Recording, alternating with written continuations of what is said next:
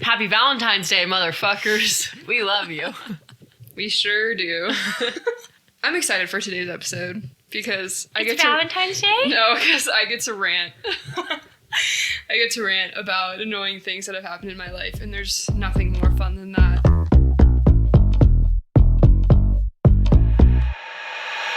Welcome back to What They Don't Say. Today it's a special day. It's Valentine's Day, a day of love, a day of...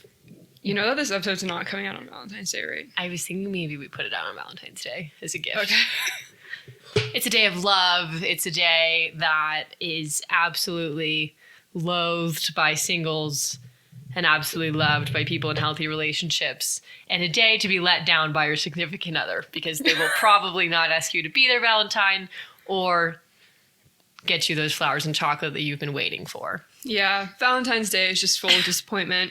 But you know, Valentine's Day is also a reminder of what kind of partner you're with. And that can be a healthy one, an unhealthy one. It can be a love bomber, a narcissist. Maybe they make Valentine's Day all about them. Maybe it's your fault that you didn't plan the date. Maybe they get you a car because you're in the first stage of dating a love bomber. A car? Yeah, if you're dating like a billionaire. Today, we are going to be talking about a few of those. And in specific, we are going to be talking about narcissistic relationships. For people that don't know, narcissistic relationships can be a form of abusive relationships. No, they're not. Are you gaslighting me right now? No. I would never do that to you. I love you. Please don't ever leave me. Okay, well, what Shannon is hinting at right now is that narcissists are very good at gaslighting you, and then the second that you try to leave them, they will become obsessed with you. And we're going to talk about that today because I have a lot of experience with this, unfortunately, but now we can take those experiences and exploit them for your guys' entertainment. So what's better than that? And for your learning. Yeah. Because, like, I haven't really been in a full-blown narcissistic relationship. So, like, I'm here to learn the same way that you guys are here to learn. And you might not even realize that you are in some form of narcissistic relationship, or maybe you're getting love bombed. And we're here to show you the warning signs so that you can hopefully not end up with all of the trauma that, like, Lauren has from her relationships. Yeah, and especially taking on the perspective of, like, as someone who has been in a traumatic and abusive situation that involved sexual assault, and then moving from that into other forms of abusive relationship, and kind of like why I think I did that in hindsight, and why in general a lot of trauma survivors and abuse survivors tend to do that. And it's kind of like this like terrible fucked up cycle that we put ourselves in. Also a remembrance of, like, you know, if you are in an abusive relationship, like it's never your fault that you're being abused, right? Mm-hmm. Like it is always the person that is abusing you's fault. But it can be really easy to slip into these ideas of like, I'm at fault.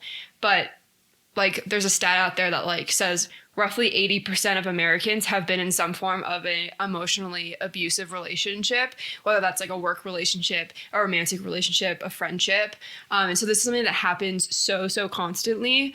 And it's so unfortunate, right? Like that's so fucked up. It should not be happening this much. We shouldn't have these, you know, toxic relationships happening here and there and everywhere, but we do.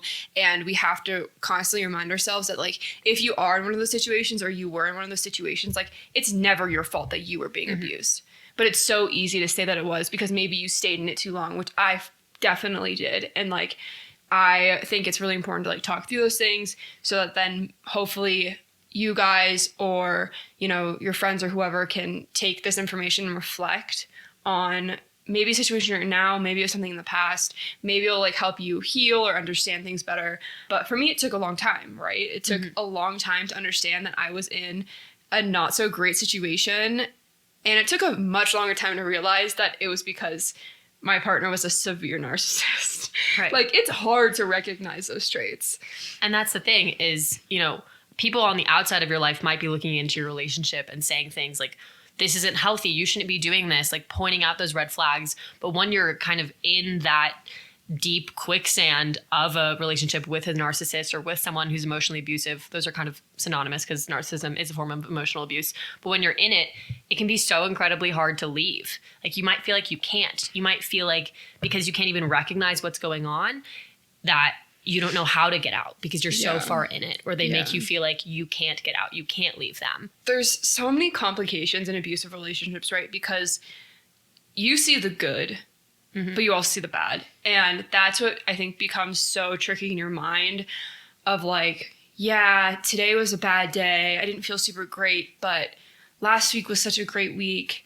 And he was so kind to me and we had so much fun and we laughed and all this stuff. But then it becomes like this pattern of justifying every bad day or every bad thing that they do to you with something good that they did. And it's just this cycle that continues on and on and on.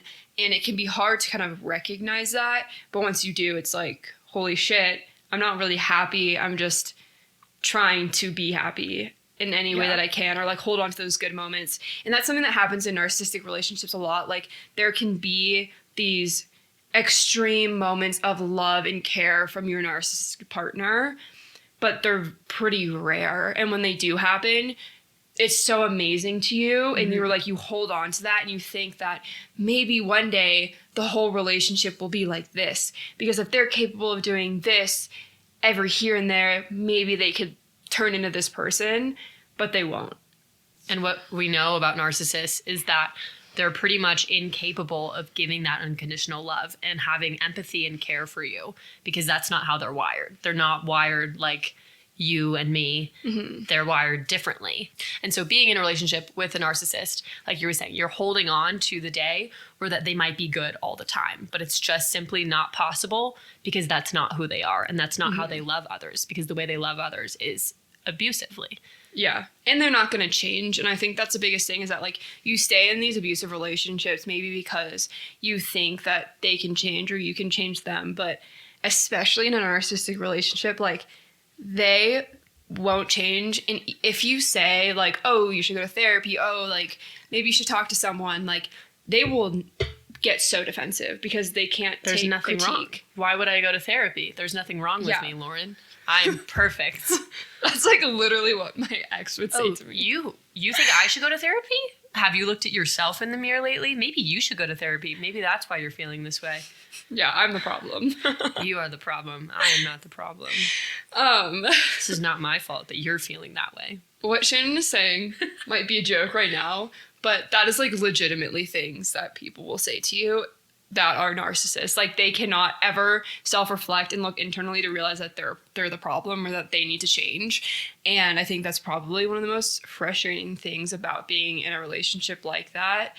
Today, we're really just going to dive into my story and then also kind of broaden that out and look at narcissistic relationships more generally. What do they look like? How do you get out of one? Right? Because that's the hardest part of an abusive relationship is figuring out a safe way to get out. So we're going to talk through that a little bit as well. Your story, Lauren. Where does it start? How did you find yourself in a situation where you had a narcissist telling you that they loved you and that you were so far in the shitter and you didn't even realize it? How did we get there? Oh my gosh. Okay. This was over 2 years ago. This was like 2.5 years ago. And I met this guy right at the time that me and Shannon were about to go to trial for our sexual assault case. Are you okay? Did you just vomit? No, I just gagged up a little piece of phlegm. Okay. I've got a lot of shit kicking around in my throat right now. Okay, so Shannon just partially vomited. Cool. It happens to the best of us. I have baby vomits all the time. You need a spitting cup? That's gross. You need to go spit. No, I swallowed it back. Oh my god. Sorry, I'm not trying to make this about me. Okay, so yes, me and Shannon are like, it's that semester of the trial. The trial's gonna happen in December. It's a few months prior to that. So there's a lot going on. And I meet this guy and he is like so fun and extroverted and he makes me feel very special. Like I barely know him, but he seems like really in tune with he seems like really emotionally intelligent, which is hilarious looking back because I was just like so far from the truth. And, you know, he like would ask me on dates, and he would like text me all the time, and he just seemed like he wanted to put so much energy into me. And at that time, like, I was dealing with a lot, and it was nice to have something fun. Like, it was nice to have someone like seem to care for me and really like me, and it felt like this distraction from this like horrible fucked up thing we were going through. And so I think for me it was really easy to kind of like fall into that. And well, why would you not? If you're going through a hard time and someone is giving you positive attention and making you feel good and taking your mind off of things, naturally every human would gravitate towards that. Yeah, exactly. So it didn't seem like a bad idea or anything. And even like, he was also my friend. Yeah. So he was pre-vetted. He was pre-vetted. So like, I was like, oh, he's friends with Shannon, so like he must be this amazing, great guy. And at the time we all thought that, you know, it wasn't like Shannon knew things that I didn't know and wasn't telling me. It was like, we all genuinely thought he really was this like down to earth, sweet guy. And for like months and months, he really was.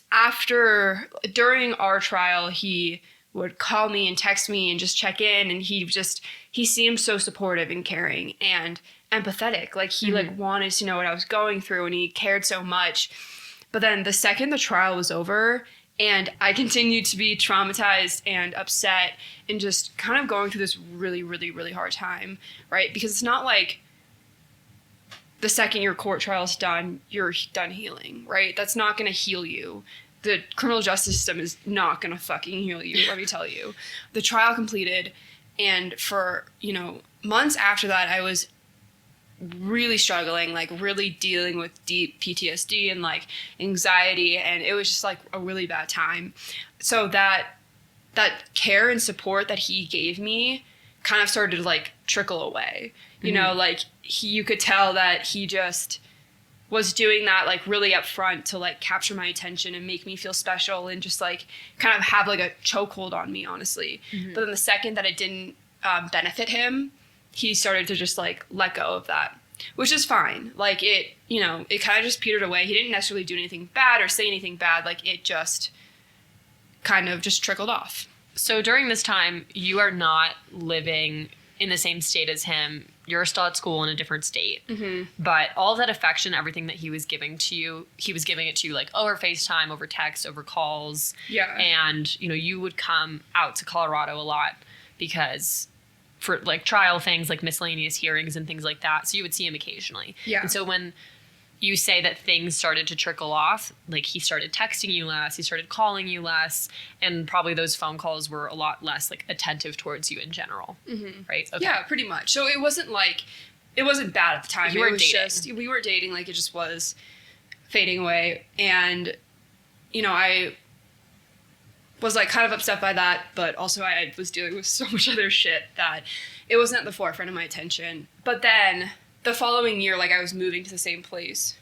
And so once he knew that, and like over the summer, he like started reverting back to that initial attention he was giving me, the like care and support he was giving me like at the beginning of when we first started talking. And so he just like, he knew you were going to be living 10 minutes away from him, essentially. Yeah, You're so going he to the knew same that state. like if he started talking to me a lot again and like complimenting me and like paying attention to me and like being like this really stand-up guy towards me, that could benefit him once I moved to where he was living.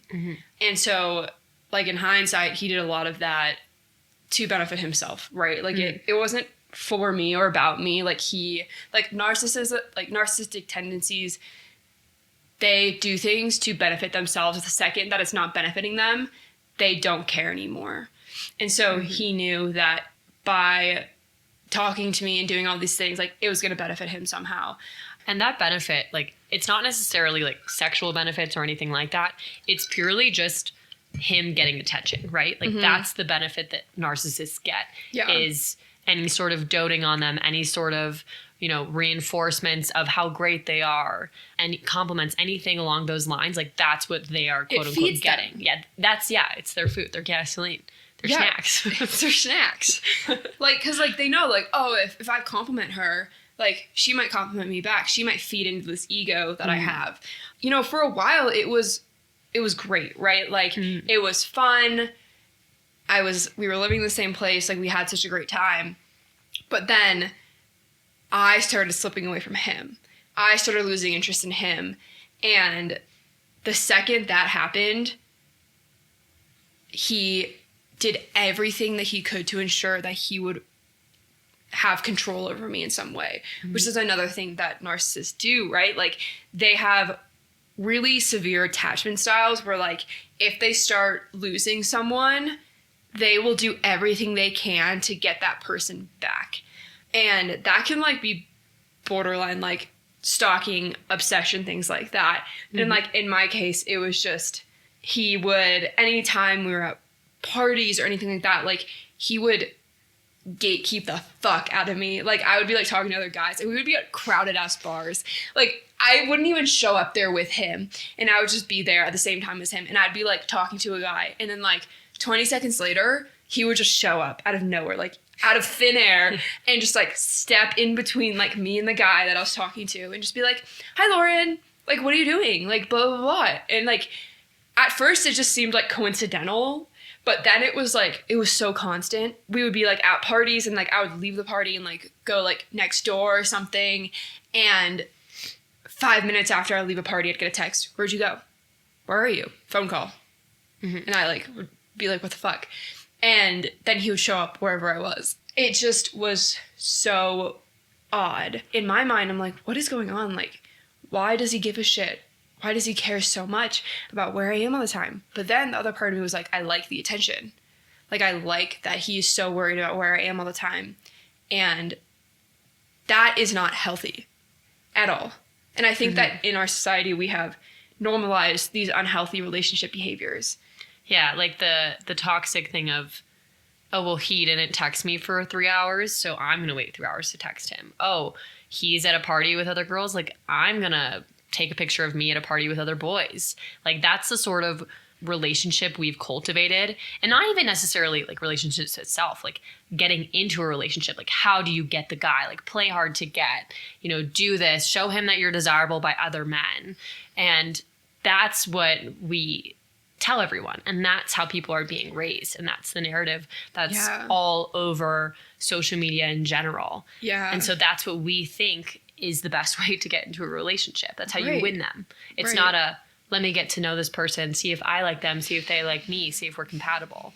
It's not like that ever. And I think that, like, in this case too, we have normalized this idea of jealousy, and, like, jealousy is flattery. But in this case, like, clearly he was jealous of the fact that, like, I was putting energy elsewhere, and that's unhealthy, right? Like, it is not this healthy thing of, like, oh my gosh, like, my boyfriend is so jealous, like, he cares about me so much. It's like, yeah, maybe a little bit of jealousy is good, right? Like, but if you are doing it to the point where you are trying to, like, have control over a person, and you can't, like, handle anything else that they're doing and things like that, that is not normal. But for some reason, we say that it is. We, like, in our society, it's like, you want them to be jealous. You want them to freak out. You want them to text you every 5 minutes being like, where are you? But it's like, no. That's not good. That's not cool. But in my mind, I was like, I'm winning. And, like, in your scenario, the healthy version of jealousy would be going out to coffee with you, sitting there and saying, hey, like, I'm really into you. I really like you. And it's frustrating when I see you with other guys because I get worried that you like them more than me. And, like, I want to be with you. And I, like, that is the healthy version of jealousy. And then what he's doing is, like, where are you? What are you doing? Like, why can't I be with you? Like, getting in between you and other guys. So those are two very different pictures and two very different scenarios. Narcissists, when, like I said, when they feel someone slipping away, they can't have, like, obsessive tendencies. And so I did that. Like, I slipped away, and then, like, there was all this obsession over what I was doing and who I was doing it with.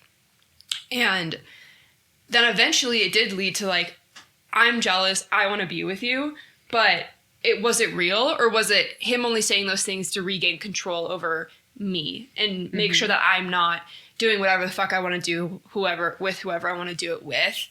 But it was, like, so out of the blue, and it made absolutely no sense. Right. And so, like, they will do or say whatever they can to ensure that they can just like have you in a chokehold all to themselves. Right. And narcissists actually have a lot of abandonment issues. And that's why, like, it's not to say that they experienced abandonment in childhood, but they are like deeply afraid of you abandoning them. And so that's why they resort to all of these tendencies of, you know, being obsessive over you and potentially stalking you and things like that, because they're so afraid that you're going to leave them. Yeah. And that's why they do the love bombing at first, to keep you in their hold, because then you're secure and they don't have to stress as much about you. But the second they start to feel you slip away, they're going to freak the fuck out and do whatever they can to keep you in their corner. Yeah. This person is starting to feel you slip away, right? And then somehow you end up... They try to throw a Hail Mary pass, right? They're like, I'm going to tell her that, like, I want to be with her. I'm so into her. Like, I'm going to make this happen. I'm going to ensure that, like, I can have her all to myself. And like, I was like, what the fuck? Like, no. Like, I was like, what are you talking about? Like, that's how out of the blue it was. Like, I had barely talked to him in, like, a month. And if I had, it was very platonic, friend-based. Like, I hadn't, like, slept over, like, nothing. Like, this was so out of the blue. And I was sitting there. Like, this was after a Halloween party. And it was, like, super late. And I was supposed to go hang out with this other guy who I was, like, actually into.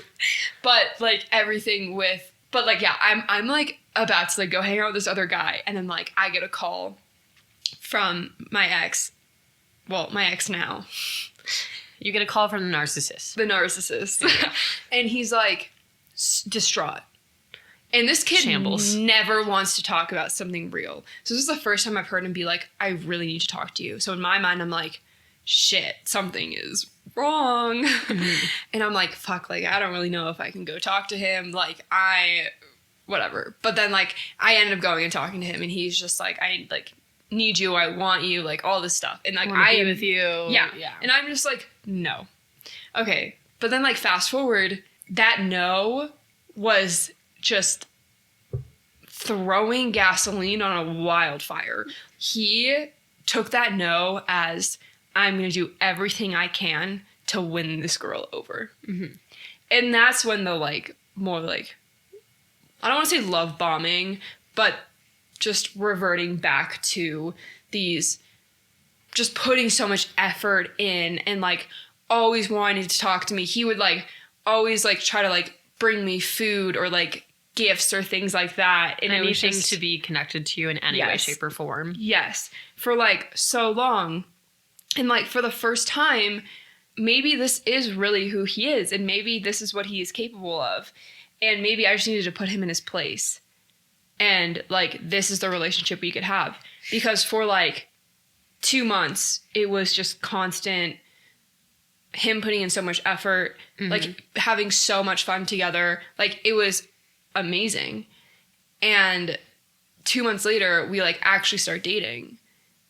Because I somehow thought that those 2 months would continue on through it. Right, because he's showing you the type of person that you wanted him to be. You know, like, you were pulling away because he had pulled away from you, right? Like, he had kind of left you when you were in a little bit of an emotional state and all of that. And once he leaves you, you know, you're like, okay, fuck that. Like, I'm gonna go find other guys. And he, the narcissist, cannot handle that. He doesn't want to see that. Yeah. And so then he pulls out all of his big bag of beautiful love bombing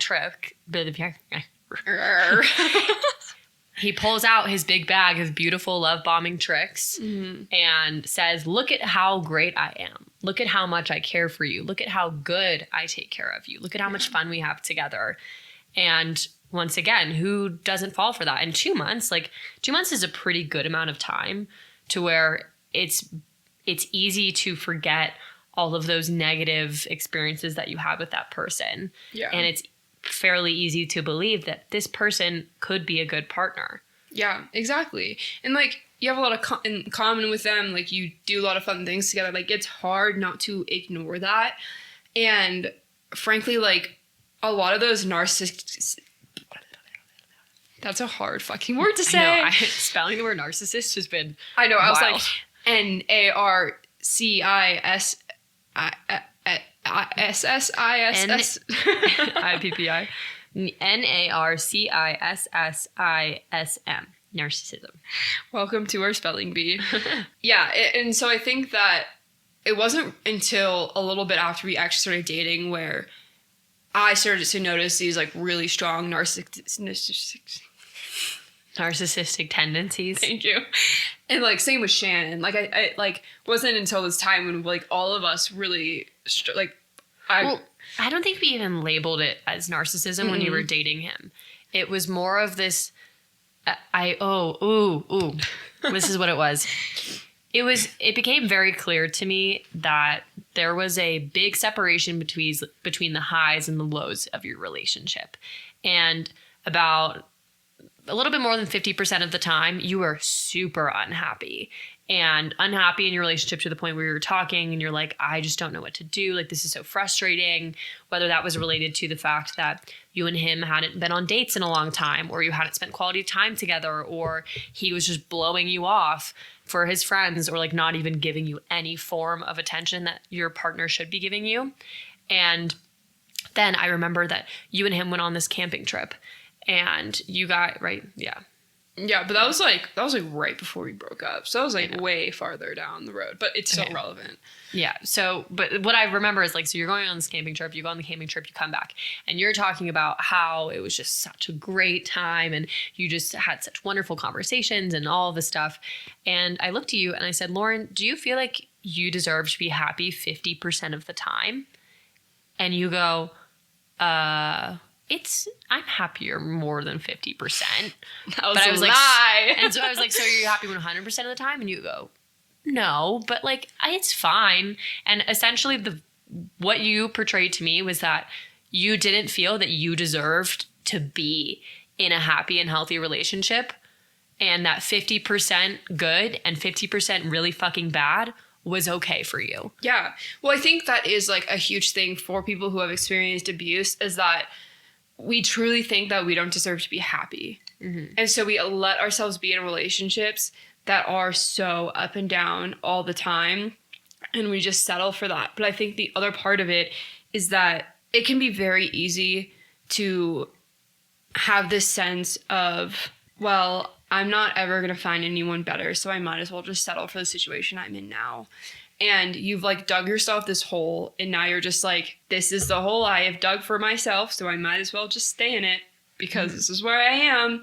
And it can be so hard to see outside of that and realize that you deserve so much better, but you have never experienced that before, so you can't even fathom that it exists. Mm-hmm. And so for me, like, I just did not know that there could be something better.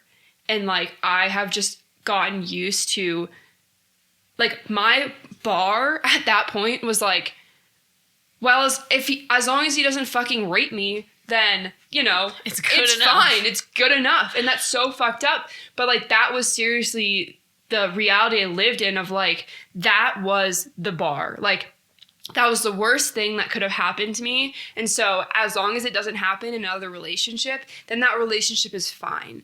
And I was totally okay just settling for something that I knew deep down was not good, but I let it be good enough. And it's just so hard to break out of that mindset. And like, sitting here now, being in a great relationship where like, yeah, maybe like 3 to 5% of the time I get upset or I'm angry. Mm-hmm. And that's like normal, right? Like, yeah, you should. Yeah, like that. I just could never have even fathomed being in a relationship like this. I could have never fathomed being this happy or secure in a relationship during that time. And you felt like you didn't deserve to be in a relationship that was healthy or good. Yeah. And we hear this all the time. You know, people are sexually assaulted or abused as a child, or they experience some form of like violence towards their body, and all of a sudden they're dating pieces of garbage. Mm-hmm. All of a sudden they have a pattern of extremely unhealthy relationships, and it's because that like at a minimum that one piece of abuse, that the violation that they had on their own body, makes them drawn towards chaos. Yes. It draws them towards something that is just more violating to them as a whole. Yeah. And I don't know if it's because like the physical violence / abuse / sexual assault, whatever, if it like unlocks a portion of your body where it's just like, it makes you feel like such the bottom of the barrel, like you are worthless, that you start to truly believe that like the only thing you deserve is shit partners who treat you like shit. Yeah. Well, I think that being abused and being assaulted does make you feel really bad about yourself, because you do blame yourself and put a lot of shame on yourself when those things happen, and you feel like garbage. Mm-hmm. And so you feel like you deserve to be treated like garbage as well. And that is a really hard thing to break out of.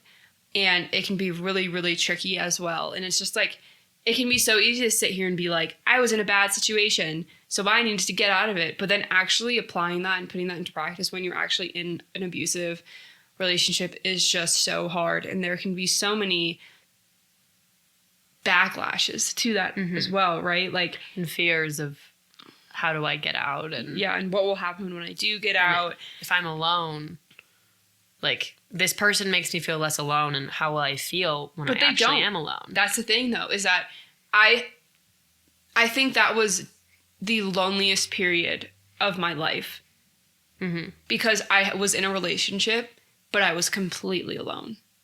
Mm-hmm. And that is something that like no one deserves to have, right? And it's this idea that like, yeah, like most people want a life partner, and most people like want that in their life, but like, would you rather be alone, or would you rather be alone in a relationship for the rest of your life? Mm-hmm. Yeah. You know, and sometimes you have to learn that lesson. And for me, I was like, I'd rather be alone in a relationship. Yeah. But now I know, actually, no, I'd rather just be alone. Mm-hmm. And I think that aloneness that you feel, correct me if I'm wrong, but one of the biggest things is that but a lot of people in your life can't see and don't know how bad that relationship is, because you don't want to voice it out loud. Like, you're so embarrassed. Yeah, like you obviously talked about your relationship with me, but I think you still lessened the blow basically when you would tell me about what was actually going on in your relationship. Like I never truly knew all of the horrible treatment till post relationship, and that's one of those isolating things, is like you are dealing with all of that horrible behavior towards you by yourself. And that's one of the most isolating things. If you're not communicating to the people around you that you're feeling this way and that you're going through this, like that's the isolating part, right? Yeah. And it's really, really hard. And that's because like bad shit fucking happened, you know, and I was so embarrassed by it.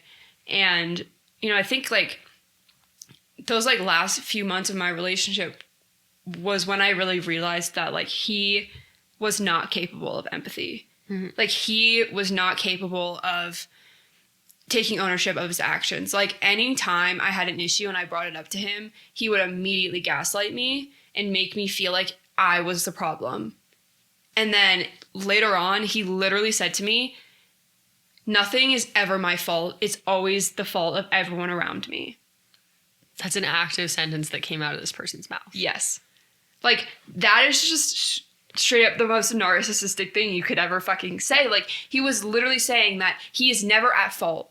So anytime I came to him with a problem, it could never, ever be his fault. It always was my fault somehow. But the worst part of it was that he was so good at arguing and convincing me that it was true that, like, I couldn't even argue it back. Right.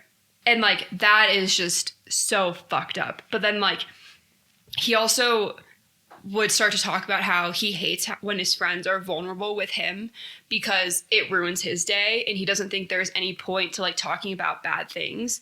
Mm-hmm. But he also like didn't even believe in like bad things happening. Mm-hmm. Wait, I want to pause for 1 second and rewind a little bit.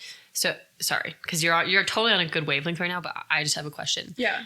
So when you say you were embarrassed by how he was treating you, can you explain that a little bit further? Like, why is it embarrassing? What about it felt embarrassing to you? Because I could have left. Like, it just got to a point where, like, there's, like, one memory in mind that happened that was just everything pointed to the fact that he had no empathy for anyone. He really only truly cared about himself. And in that moment, I should have walked away immediately, but I didn't. And that was embarrassing for me. So, well, I want to hear about the moment, but also, so, like, what that says to me is, like, you believe that you are strong and that if there's a bad situation, you believe that, like, you should be able to leave that situation. And so it's not even the fact that, like, your partner is treating you badly. Like, that's not the embarrassing part that you felt. You felt that just not leaving was embarrassing because, like, you believe that you are strong enough to leave. And the fact that you can't is embarrassing because it means you're weak. Yeah, I mean, I think that's part of it. I don't know. I just want to, like, fully try to understand. Do you want to share that moment? Yeah, I mean, like... that one moment where you really realized, what the fuck am I doing? Yeah, I mean, so it was St. Patrick's Day, and he and his friends, like, threw this huge party at their house. And so there was a lot of chaos going on, you know, a lot of people were drinking, hundreds of people were there, and it was crazy. There was this one guy who was kind of just, like, being creepy towards the girls at the party and, like, was just saying inappropriate stuff and, like, was just making girls uncomfortable. And eventually this guy gets punched in the face. Fuck yeah. Which, and, like, my boyfriend at the time, the narcissist, comes up to me and he was like, wow, this guy just got his ass kicked. And I'm like, fuck yeah. And he was like, what? And I was like, well, honestly, like, he was a piece of shit. And he was, like, making girls really uncomfortable. And he was like, so he deserved to get beat up? Well. And I was like, okay, yeah, like, violence is not the answer, but I'm not surprised he did get beat up because he probably deserved it to some extent. And he was like, well, like, I don't really understand, like, what did he do? And I was like, he was just, like, saying some things that just, like, weren't really that cool. And he was like, well, did he touch you? And I'm like, no, but, like, is that what it takes for you to care? Like, you don't care that some guy was making you uncomfortable? Like, and he was just like, I just, like, don't really get it. Like, who gives a fuck? Yeah. And it was just, like, super, like, clearly no empathy there. He, like, couldn't even take the time to, like, put himself into my shoes. Like, it was just, I got so pissed off I left the party. Yeah. And then I came back a few hours later. But, like, not to mention that he knew that, like, if your girlfriend, your friend, whatever, if they are upset about, like, someone making them uncomfortable at a party, like, that should make you angry. Like, yeah, it that should. Someone's making you uncomfortable. But even on another level, knowing that your partner, like, that you are someone who has been sexually assaulted before and not taking that scenario seriously, that's just, like, an extra level of, like, wow, this person really doesn't understand, like, what is okay and what is not okay. Like, they have no sense of reality of, like, what is okay in society. Yeah. And that's exactly what I brought up to him when I came back to his house later that day. That's literally what I said. I was like, you know what I've been through, and the fact that, like, you couldn't, like, for 1 second get in touch with reality and get outside yourself to realize how uncomfortable those situations make me, like, that's not okay. And then, like, he gets so mad at me, and I don't even remember what he said. Like, I wish I remembered what he said, but, like, to the point where, like, it triggered me so bad that, like, I just started crying. And, like, I'm like sitting on his bedroom floor, sobbing, crying, and he, like, walks out of the room. He just leaves. And I'm like, what the fuck? And he, like, comes back with water, and I'm thinking, oh, like, he's getting me water. Like, he's gonna sit down with me and, like, try to calm me down. Like, he's gonna be a good boyfriend and take care of me. And he doesn't hand me the water. He got the water for himself. And he's like, yo, your crying is making me thirsty. Shut up, bitch. Stay over there in the corner. Oh, my God. And then, like, there's a lot of things that are being said that, like, I'm not going to go into detail with for, like, personal reasons. But he finally says, like, why are you crying? Get off the floor. Get off my floor and stop crying. And that was, like, the moment of, like, he, like, truly does not have empathy for anyone around him. Like, he already was like, I don't care what my friends are going through. I don't want to hear about it because it ruins my day. Clear empathy problem. And then for me to be severely triggered and traumatized on his bedroom floor, and he doesn't even care enough to support me through that. Like, that was the moment of, I'm so done with this relationship. Like, I thought that to myself. I was like, I am done with this relationship. But I didn't leave. Like, that was the thing. Like, yeah. So even though, like, I thought that in my head, I was like, I'm done with this relationship. Like, I still didn't leave. And that was what was really upsetting. The relationship didn't last much longer after that. And, you know, when it finally did end and I did tell him to leave me alone, like, that was when that, like, attachment style came back in of, like, becoming, like, obsessive and, like, contacting me all the time and wanting to know what I was doing and, you know, just what I was up to. And when I was, like, in town, he would always call me and text me and things like that. And, like, he just could not get it through his head that I didn't want anything to do with him. And he, like, could not accept that. And he also, like, had no, like, he just had no sense of reality whatsoever. We broke up and he just, like, it's almost like he wanted to, like, maintain the status quo of, like, prior to when we broke up. But we were broken up. Like, he had no concept of reality. And I think that's, like, a huge thing, is that they're just so caught up in their own fucking little world that they never take a step outside of themselves and realize what's actually going on and what's actually going on with the people around them. And so, yeah, like, it was just a lot of constant chaos. And with that, we want to talk a little bit about what narcissistic tendencies look like in general, and what they might look like in a situation you're in or were in or might be in the future. According to research, there is a big spectrum of narcissism. You know, you have people who just have, like, narcissistic tendencies on one end, and then you have people who are full-blown diagnosed with narcissistic personality disorder.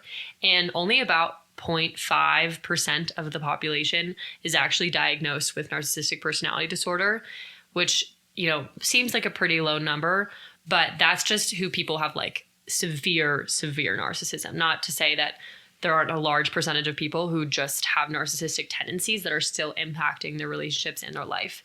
But something that we thought was particularly interesting is that 75% of people who have NPD, narcissistic personality disorder, are actually men. And that sort of made me think about, you know, like, I don't know if narcissism is necessarily a nurture versus nature thing, but, you know, like, how are we raising these young men, and why are so many of them ending up as narcissists? You know, what are we telling them when they're young boys, and, like, who they're becoming? How are we raising them into this? Well, I'd be interested to see what percentage of rapists are narcissists, because I think that because it has such a link to abusive tendencies and a lack of understanding, right, that lack of empathy, I would bet that there's a large correlation between men who rape and men who are narcissists. That sounds about right to me. And sort of like with this whole, there's a spectrum of narcissism, you know, I think this article that I found painted it pretty well, is that people have depression, right? But not everybody with depression is diagnosed with major depressive disorder, right? Like, yes, but you can just be depressed. Oh, cheers. Cheers. Many of you may be listening to this episode and kind of thinking, that sounds a little bit familiar. My partner does some of those things. But we're just going to give you a full-blown list of things that, you know, of narcissistic tendencies that are fairly recognizable. So listen up closely, especially if today's episode sounded a little bit familiar to something you've experienced before or something you're currently in. So these are behaviors that fuck titties. These are some characteristics that narcissists tend to display. A sense of entitlement or superiority, lack of empathy. We heard a lot about that today. Manipulative or controlling behavior, a strong need for admiration, focus on getting one's own needs met, often ignoring the needs of others, higher levels of aggression, difficulty taking feedback about their behavior, incapable of change, fear of abandonment, and obsessive after abandonment. I think a lot of people can fall into this idea of, if you're in an unhealthy relationship, you have this belief that the person you're with can change. You know, you believe that they have a potential, and you see those glimmers and those moments of hope where they're really good. They're treating you really well and you're having such a good time. And you start to believe that maybe this behavior, this bad behavior, is the temporary part, and this good behavior can be the permanent part. But what you need to know, if you're in a relationship with a narcissist, is that they are incapable of changing. Like, they truly will not be better. Some researchers believe that with extreme psychotherapy, narcissists can change, but the majority of narcissists aren't going to go to therapy. You know why? Because they don't believe that they have a fucking problem. Yep. So if you're in a relationship with a narcissist, know that, I'm sorry, but they're not going to be better. Those negative days, those bad days, those times that they're treating you like shit, that is the reality. Not those days where, you know, maybe they give you a batch of flowers and say, I love you once in a while. That's not the reality. The reality is when they're treating you like shit, and they're not going to change because they are incapable of it. Yeah, and you really want them to, and I really wanted my partner to so badly because I saw those like good sparks. But after we broke up, he literally wanted to talk to me because he was like, I don't know what I did wrong. He had no idea the things that he did wrong throughout the entire relationship, which is like a huge red flag. But then I told him everything, and then a week later... That's another thing. He sat down with you again. You know, he convinced you enough to be able to sit down with you, like to try to have another grasp on you. Yeah, and you know what? I loved telling him about everything he did wrong. It was great because he fucking deserved to hear all that shit, and I don't care if I made him feel shitty, like whatever. But then like a week later, he contacts me again, and he's like, I just want you to know that I listened to everything you said, and I fixed everything now. I'm like, better. I'm like, honestly, like, I really think that you could benefit from some therapy. Like, you have some actual, like, really big issues that you need to work through. And he was like, no, I don't. Like, once you told me about all the issues, I immediately fixed them. And I'm like, I'm sorry, you can't do that overnight. It doesn't take a week to fix your issues, especially when they run that deep. And he's like, no, like, I'm all better now. Because he's so incapable of understanding that, he can't even understand what he did wrong, let alone change. He's just like, well, it's fixed. Obviously it's fixed. You let me know. So it's just like, it's automatically solved. Yeah. And so, you know, you had mentioned how you broke up with your narcissistic ex-boyfriend, but something that, if this is sounding like you and you're considering breaking up with your partner because you're like, holy fuck, I'm in a relationship with a narcissist. How the fuck do I get out? Please save me. Well, just some things to kind of keep in mind if you're considering breaking up with your narcissistic partner is, one, remind yourself that this behavior is not okay. Remind yourself that you deserve better. And I think that's especially hard when you're in an abusive situation, but reminding yourself constantly over and over again, I deserve better. This is not how I should be treated. Any sort of those affirmations, do them, please. Next thing is really prepare for this person to do everything they can to try and crawl back into your life. Yeah. You know, just like Lauren mentioned with him texting her and calling her and, you know, trying to hang out with her. That's something that you will experience, and potentially even worse, like they might stalk you. They're going to do everything they possibly can because they feel like they can't live without you because they're so afraid of abandonment and they need you to feed their ego. And sort of a way to prepare for those extreme measures that your narcissistic partner may take is you need to make sure you have a good support system. You know, like tell your friends about the situation, be honest if you can. At a minimum, just say, you know, I'm breaking up with so-and-so. It's bad. I know they're going to try and get back together with me. And I need you to help me stay away from them. Like, I need you to protect me and almost act as like an accountability partner in a way. And go to therapy. Like, if you have access to therapy, go to therapy. And, you know, maybe as you're walking out the door from your narcissistic piece of shit partner, you say, hey, you should schedule an appointment with a therapist. Sayonara. Let them know that they need help too. Okay, and then also the other thing is that be like really on the watch for certain things that this person is saying, and especially as a sexual violence survivor, there were so many things that made me realize like, yeah, this person is like they're not a good person. And a lot of that was the fact that, like I said earlier, he just could not understand or even try to understand the pain that I've been through and how triggering I can get from harassment and things like that. And I think that is something that like both me and Shannon really wanted to change, because like Shannon was his friend at the time. And Shannon has just a little story. A quickie little one. So, you know, Lauren and this guy had broken up, and it had come to my attention that he didn't really believe that like assault and rape is possible, that it can happen. He just really didn't understand it. Well, do you want to tell him what he said about me? Yeah, this was not said to me, but he had told one of our very close friends that he didn't understand that if like Lauren was actually raped, why did she wait so long to tell anyone? Which that's a classic misconception from people. But, you know, knowing that he was there for Lauren during your trial process and that he still didn't believe that it happened to you, that's fucked. Like, that is so wild to me. And he also didn't take the time to, like, ask me questions. Like, why didn't you tell someone for so long? Because, like, so many of us don't tell people because we just can't wrap our head around it, or we're ashamed, or whatever it might be. It's so normal to not tell anyone. And he could have just been like, hey, can you explain this to me? But he didn't. He never tried to understand, ever. So, you know, Lauren and him had broken up. He was pretty separated from, I wasn't really spending much time with him. And knowing that he didn't really believe that rape happened, and, you know, obviously Lauren and I are very passionate about sexual violence and, like, speaking out about any sort of sexual assault and things like that.